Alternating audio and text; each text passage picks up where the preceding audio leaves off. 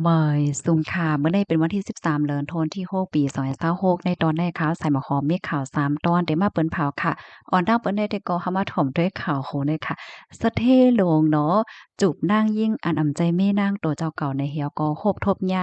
ลวงลู่ใหญ่ซุ่มหลงเฮ็ดจังไหนอ้อเมื่อวันที่12เดือนธันวาคมที่6ปี2026แน่มีข่าวง่าวออกมาว่าสะเทโหลงแขก่อหนึ่งเป็นผู้ก่อตั้งคอมพานีเทคโนโลยี อันใหญ่โลงแต่ขาวโหบโทบยาหลวงเข่งตาหลวงพ่องย่ามือเหลียวในก็เปอว่ามีเมอยู่ยาวซ้ำกว่าเลนผู้ยิ่งเทียงไหว้หลังเสมีคลิปวิดีโอตีในลิฟค่ะเนาะอันแพร่ออกมามีหางโพใจและผู้ยิ่งกอดกันแล้วก็นมกันเฮ็ดเนี่ยเนาะเปิ้นก็เปิ้นแพร่กว่าเด้อสื่อตรงโก้นออนไลน์จังไหนตั้งนำตั้งหลายค่ะถึงตีเฮ็ดให้โกนลงตื่นเขาในขณะเปิ้นก็ขายคนหนังเต๊ะๆว่าๆเหี่ยวก็ถึงตีเฮ็ดให้ กาคันของคอมพานีเขาในขณะเงินเขาน่ะเนาะหายกว่าในหมอก20,000ล้านหยวนเนี่ยค่ะเพราะว่าตกเงินไทยเนี่ยก็หมอก91,000เฮงล้านบาทในวันหลิวโกยเฮ็ดจั่งใดอ้อซื้อแค่เปิ้นพาว่าเฉินเท่าอายุไล54ปีเนาะเป็นโฮเป่าแลผู้ก่อตั้งคอมพานีอิเล็กทรอนิกส์อันใหญ่ลงที่ในเมืองแขจั่งใดค่ะอ้อ เมื่อเลียวก็ได้เรียกว่าเป็นข่าวง่าวจื้อเสียงใหญ่ลื่นหลังไว้เกี่ยวเลยลองตั้งฮักตั้งเปี้ยงในขณะเมื่อวันข่าวได้ก็มันแต่เป็นมาเมื่อวันที่6เดือนธันวาคม6ปี2026นั่นแหละเอาไว้หลังเสก้นที่อันเปิ้นใจตื้อสื่อออนไลน์เขาในเปิ้นก็เปิ้นแพ้นั่นขนาดนอนลองตีว่าสะเทหลวงก็แน่ๆมีลองจำใจกันตั้งผู้หญิงก่อนหนึ่งเฮ็ดจังแนวนะกำในตั้งฝ่ายคอมพานีค่ะเนาะก็เลยออกมาเปิ้นผ่าว่าข่าวลือและข้อมูลอันเปิ้นแพร่อยู่เน้อ สื่อออนไลน์ว่าซังว่าจังไหนในมันเป็นเรื่องของกลกลก่อนแหละก่อนหนึ่งเฮ็ดจังนั้นกุ้ยมันเกี่ยวอีหังกันดั้งคอมพานีมันมีพรต้มยอดอีหังกันดั้งคอมพานีว่าซังว่าจังได๋เฮ็ดให้นั้นน่ะเนาะคอมพานีอันใดค่ะก็ได้เลยว่าขึ้นใหญ่ใหม่สูงมาหนังไว้ไพ่ค่ะเนาะว่าให้เอไอว่าเฮาว่าจังได๋ก็เฮ่อๆมาเฮ็ดให้อ้อม เพราะว่ามานับส่วนด้วยอันที่เปิ้นนับเส้นหมายสะเทหลงที่ในเมืองแขปีสองเฮงเศร้าหานั่นค่ะนะเตรียมไว้ว่าเชิญเท่าและตั้งก็เป็นแม่นางในมีโคของเงินค้ำนับส่วนโฮมเหย้า65,000เฮงล้านหยวนได้ตกเงินไทยอยู่ม296,000เฮงล้านบาทค่ะได้เลยว่าเป็นนาฮอตอเฮิรนที่อันรวยที่สุดที่ใน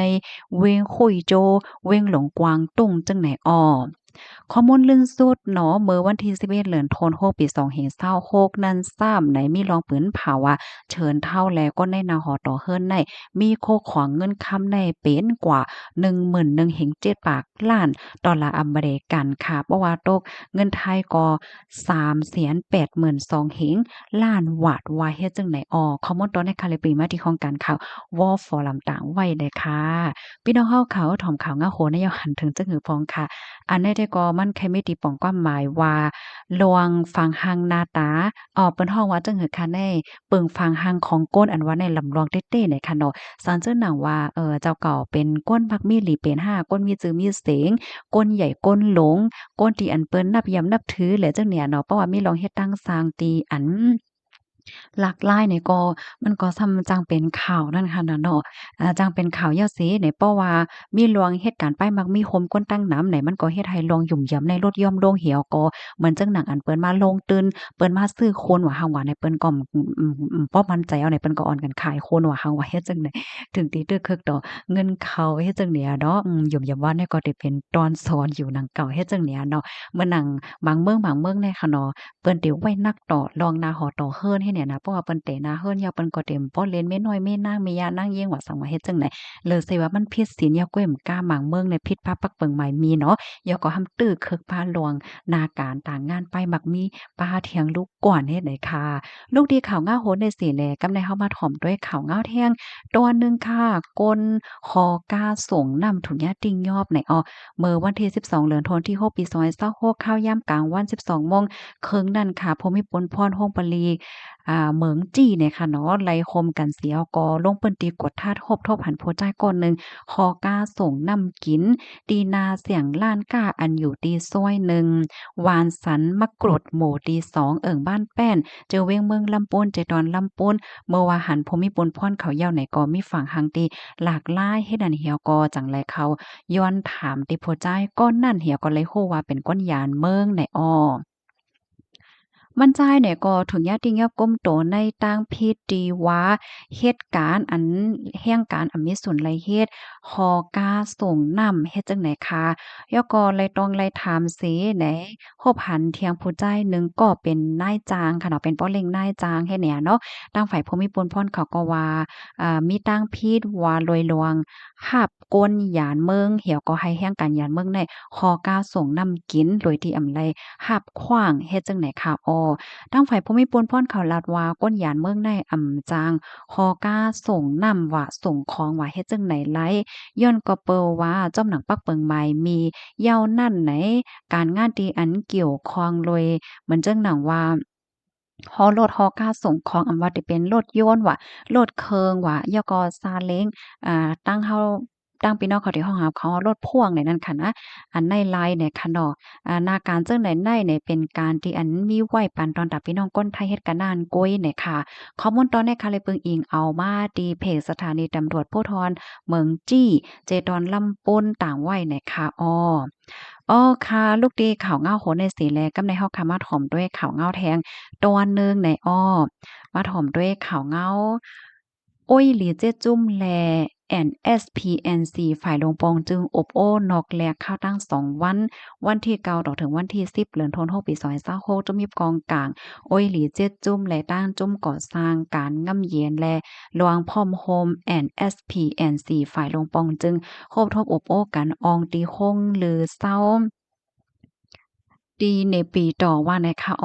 ในปางอบโอ้นกแลกในตั้งฝ่ายของเสี่ยวขึ้นจึงใต้ RCSS เจ้าซึกลงจ่ายเงินและหับปนพรอ่อนโหจุ้มอ้อยหลีสีตั้งฝ่าย NSPNC ฝ่ายลงปองจึงซ้ำเป็นจอมซึกหยาเปี้ยอ่อนโหอบโอ้กันกว่าเกี่ยวก็ไปลองคักการง่ำเยียนว่าไหนได้เข้าตั้ง2 วันในเจ้าซึกลงจ่ายเงิน RCSS ไล่หมอกลาดคอความกว่าว่าไหว้เสขอดพอดลงปองจึงหมายเย้านั่นหนังหือป้อได้เอาลอกลายการเมืองเสียวก็แกเล็ดขึ้นตั้งการเมืองหนังหือป้อเตพอนำแนโตไล่ค่าการง่ำเย็นอันเป็นอยู่เงาลายย่ำเหลียวแลหนังหือกูหมู่กูจุ้มป้อเตเข้าป้าไลในคักตอนการง่ำเย็นหนังหือป้อเตก่อสร้างรายการง่ำเย็นอันมันกึมยินยาวข้าวหึงนั่นอยู่ดีจุ้มโอ้ยหลีเจี๊ยจุ้มโคมโจมหับตอนแลมุงมองไว้นะคะพรปางอันไลอบโอ้กันนอกแลกในภูมิปนพรเตสืบต่างถึงตีปางกลมจุ้มโพอ่อนโหอ้อยหลีเจ้จุ้มเสียวก็อยู่ดีจุ้มอ่อนโหเตแดบตัดวางแผนปันเสยาวเตสืบเฮ็ดสร้างกว่าจ้อมหนังคักการงำเย็นอันโหลเฮ็ดโหลสร้างนั่นว่าไหนจุ้มโอ้ยหลีเจ้จุ้มในเตมีจุ้มมีกองการเจ้าคือเหมือนจังหนัง MSP DKPA LDU ALP PNLO KNU PC RCSZ นะคะข้อมูลตัวในค่ะเลยปึงอิงเอามาที่โครงการข่าวใต้หลอดแล้วต่างไว้ค่ะยินจมพี่น้องค่ะกูก็ที่รับถอมปันแห้งค่ะเหมยทรงค่ะ